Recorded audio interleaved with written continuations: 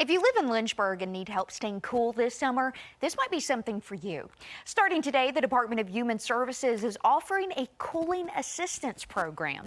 They can either help with electric payments or install an AC unit.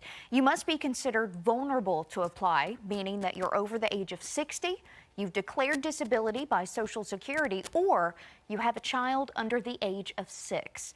There are also income requirements. When I saw the forecast of 97, and we're just at the beginning of June, it's kind of scary. Scary for our population, and that's why we need to make sure that we share this information. For more information on income requirements and how you can apply, visit us online at WSLS.com.